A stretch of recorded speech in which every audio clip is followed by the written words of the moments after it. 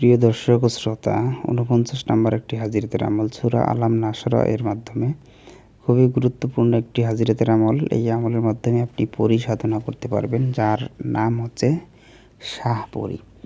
ইন্নাল হামদুলিল্লাহ ওয়াসসালাতু ওয়াসসালামু আলা রাসূলিল্লাহ।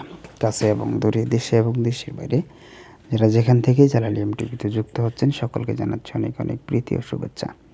ইতিমধ্যেই আপনি যদি এই চ্যানেলটিতে একজন নতুন সদস্য হয়ে থাকেন, অবশ্যই চ্যানেলটিকে সাবস্ক্রাইব করবেন। নিত্য নতুন ভিডিও সকলের আগে পেতে অবশ্যই বেল আইকনে চাপ দিয়ে রাখবেন, কারণ প্রতিদিন আমরা এই ধরনের একটি করে ভিডিও নিয়ে আপনাদের মাঝে উপস্থিত হয়ে থাকি।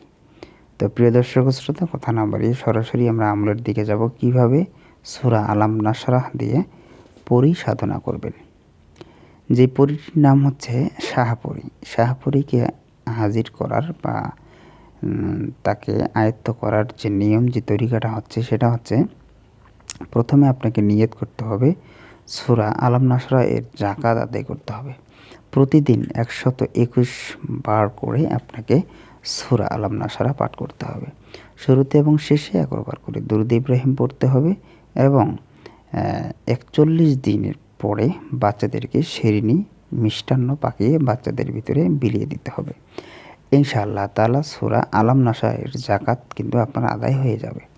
তারপরে যে ব্যক্তি এই আমলটা করবেন, সেটি হচ্ছে যে ব্যক্তি হাজিরাত করবেন তাকে ইচ্ছা করতে হবে যে কোনো জুমার দিন সকালবেলায়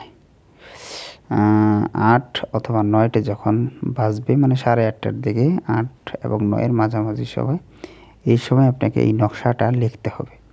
নকশাটা হাজিরাতের জন্য লিখে প্রস্তুত করতে হবে। আর এই নকশাটি তৈরি করে